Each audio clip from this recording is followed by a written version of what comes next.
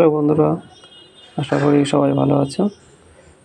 সব রকম চাকরির পরীক্ষার সাফল্যের চাবিকাঠি আসন্ন কেপি ও ডব্লিউপি এক্সামের জন্য খুব গুরুত্বপূর্ণ প্রশ্ন উত্তর জানতে হলে এবং উর্দি লড়াইয়ের এই প্রতিযোগিতায় অংশগ্রহণ করতে হলে আমার চ্যানেলটিকে অবশ্যই সাবস্ক্রাইব করবেন এবং পাশে থাকবেন এবং খুব ভালো ভালো প্রশ্ন ও উত্তর দেখতে পাবেন। চলো তাহলে আজকের কিছু প্রশ্ন, খুব গুরুত্বপূর্ণ প্রশ্ন আসন্ন এক্সামের জন্য দেখাই। তাহলে প্রথম প্রশ্নটা হলো, কোন সালে বিহার বাংলা থেকে পৃথক হয়? কোন সালে বিহার বাংলা থেকে পৃথক হয়? 1909 সালে, 1910 সালে, 1911 সালে না 1912 সালে? সঠিক উত্তরটা তাহলে সঠিক উত্তরটা হয়ে যাবে 45-এর গ, 1911 সালে।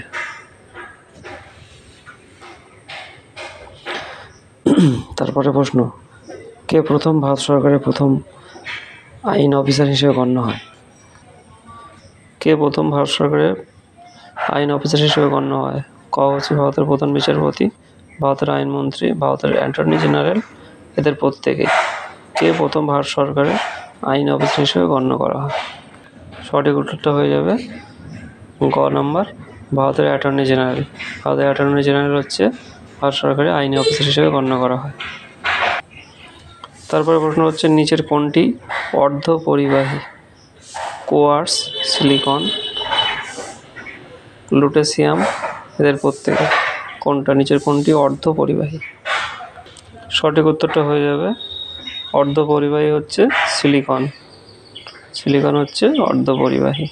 তারপর প্রশ্ন হচ্ছে, রাসায়নিক পরিবর্তনের সময় নিচের কোনটা পরিবর্তন হয়? ইলেকট্রন, প্রোটন, নিউট্রন, এদের সবকটি। রাসায়নিক পরিবর্তনের সময় নিচের কোনটা পরিবর্তিত হয়? সঠিক উত্তরটা হয়ে যাবে রাসায়নিক পরিবর্তনের সময় ইলেকট্রন পরিবর্তন হয়। তারপর প্রশ্ন হচ্ছে, নাবিকদের কম্পাঙ্ক যন্ত্রে কটি বিন্দু থাকে? নাবিকদের কম্পাঙ্ক যন্ত্রে কটি বিন্দু থাকে? 48টি, 12টি, 64টি না 32টি? নাবিকদের কম্পাঙ্ক, তাহলে সঠিক উত্তর হবে নাবিকদের কম্পাঙ্ক যন্ত্রে 32টি বিন্দু থাকে। 32টি বিন্দু থাকে। তারপরে প্রশ্ন হচ্ছে, মেকারাল স্কাই কোন স্তরের মেঘ দেখা যায়? মেকারাল স্কাই কোন স্তরের মেঘ দেখা যায়? 1 নম্বর হচ্ছে সিরাস, খ হচ্ছে অল্ট্রোকিউমুলাস, গ হচ্ছে সিরোকিউমুলাস ও ঘ হচ্ছে সিরোস্ট্রাটাস। তাহলে সঠিক উত্তরটা হয়ে যাবে গ, সিরোকিউমুলাস। সবই খুবই গুরুত্বপূর্ণ প্রশ্ন, মনোযোগ দিয়ে সবাই দেখবেন এবং পরবর্তী ভালো ভালো প্রশ্নের উত্তর পাওয়ার জন্য এবং প্রশ্ন পাওয়ার জন্য এই চ্যানেলটিকে অবশ্যই সাবস্ক্রাইব করুন। তারপর প্রশ্ন হচ্ছে, নিচের কোন রোগটি ব্যাকটেরিয়া ঘটিত নয়? কলেরা, স্মল পক্স, টিটেনাস, এদের প্রত্যেকটি। সঠিক উত্তরটা কী হবে? নিচের কোন রোগটা ব্যাকটেরিয়া ঘটিত নয়? তাহলে সঠিক উত্তরটা হবে স্মল পক্স। ব্যাকটেরিয়া ঘটিত নয় হচ্ছে স্মল পক্স, কিন্তু কলেরা, টিটেনাস এগুলো ব্যাকটেরিয়া ঘটিত রোগ। তারপরে প্রশ্ন হচ্ছে, নিচের কে অষ্টাধ্যায়ীর লেখক? তাহলে অষ্টাধ্যায়ীর লেখক কে হচ্ছে? লেখক হচ্ছে পাণিনি। অষ্টাধ্যায়ীর লেখক হচ্ছে পাণিনি। তারপর প্রশ্নটা হচ্ছে, দিননিষেক নিচের কোন উদ্ভিদের বৈশিষ্ট্য? গুপ্তবীজ, ব্রায়োফাইটা, টেরিডোফাইটা ও ব্যক্তবীজী। তাহলে দিননিষেক নিচের কোন উদ্ভিদের বৈশিষ্ট্য? এক হচ্ছে গুপ্তবীজ। দিননিষেক হচ্ছে গুপ্তবীজের বৈশিষ্ট্য। তারপর প্রশ্ন হচ্ছে, স্টিভ বাকনার কোন খেলার সঙ্গে বিখ্যাত? স্টিভ বাকনার কোন খেলার জন্য বিখ্যাত? Cricket, hockey, golf, football? সঠিক উত্তরটা হবে ক্রিকেট। স্টিভ বাকনার ক্রিকেট খেলার সঙ্গে যুক্ত। তারপরে প্রশ্ন হচ্ছে, কোন কোন অঙ্গাণু প্রোটিন সংশ্লেষে সাহায্য করে? কোন কোন অঙ্গাণু প্রোটিন সংশ্লেষে সাহায্য করে? সঠিক উত্তরটা হবে রাইবোজোম। রাইবোজোম অঙ্গাণু প্রোটিন সংশ্লেষে সাহায্য করে।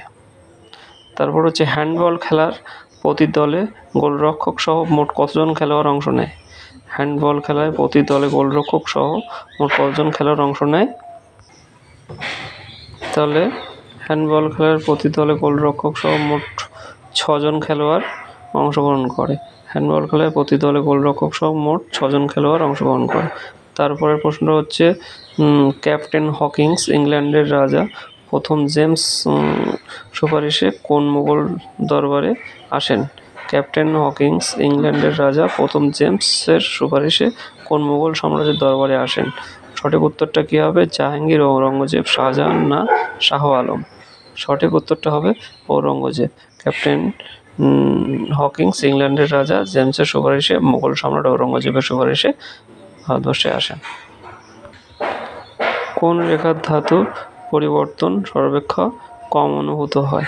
কোন রেখার ধাতুর পরিবর্তন সর্বাপেক্ষা কম অনুভূত হয়? 45 ডিগ্রির উত্তর অক্ষরেখায়, মেরু অক্ষরেখায়, কটক্রান্তি রেখায়, নিরক্ষরেখায়?